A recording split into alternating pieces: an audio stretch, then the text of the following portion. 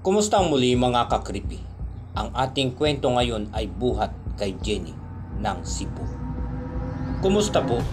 Ako nga pala si Jenny ng Cebu. Share ko lang ang experience ko noong ako ay 16 years old pa lamang. Dahil sa kahirapan, pumasok ako bilang working student. At that time, syempre para malibang ako ay found textmate or callmate kasi madalas naman kaming nagtatawagan.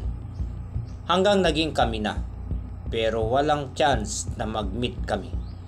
Sa Bicol siya nakatira. Lumagpas hanggang 3 buwan ang aming tawagan. Tumawag siya sa akin na mga 6 daw ng hapon. Punta daw ako sa likod ng aking tinutuluyan.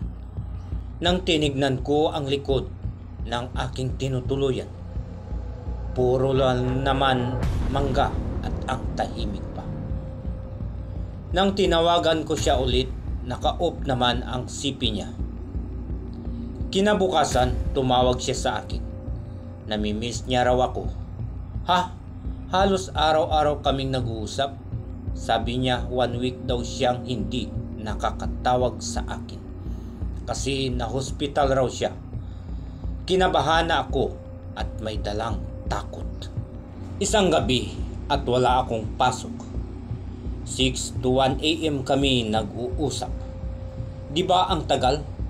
11:30 to 1. Hindi kami nagkakaintindihan. Tinanong niya ako na sino bang mga kasama ko at bakit daw puro lalaki at sino daw ako. Bakit lalaki ang sumasagot? Hindi raw niya ako maintindihan at hinahanap niya kung nasaan na si Jenny. Sagot ko naman ay baka nagbibiro siya dahil ako ay natatakot na. Sagot naman niya sa akin, at bakit mo ba ako papatayin? At sinabihan pa niya akong wag ko raw siyang tawaging demonyo. Hindi ko siya maintindihan.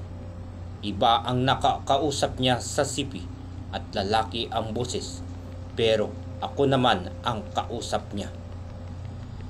Mula noong nangyari yun, hindi na siya tumawag sa akin. 4 na linggo ang nakaraan.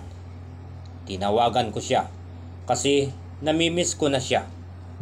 Nagring lang yung cellphone niya pero walang sumasagot. 5 beses kong inulit-ulit pero wala pa ring sumasagot at panay ring lang iyon.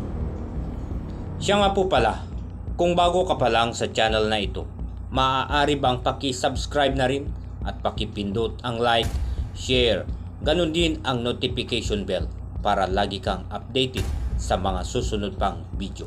Maraming salamat. Pagkatapos noon, nag-text siya. Patay na daw ang may-ari ng cellphone. Binangongot daw ang dahilan. Pinagpapawisan at may lungkot at takot na nadarama ko.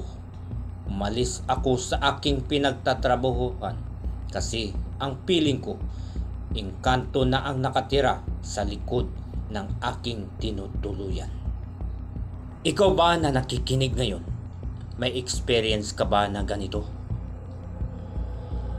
Kung may opinion po kayo sa nasabing kwento, please comment down below. At maraming salamat po sa patuloy na pagtangkilik at pagsuporta sa channel na ito. Miga love, shout out po sa lahat at hindi ko na po kayo iisa-isahin. Maraming salamat na muli. Hanggang sa muli.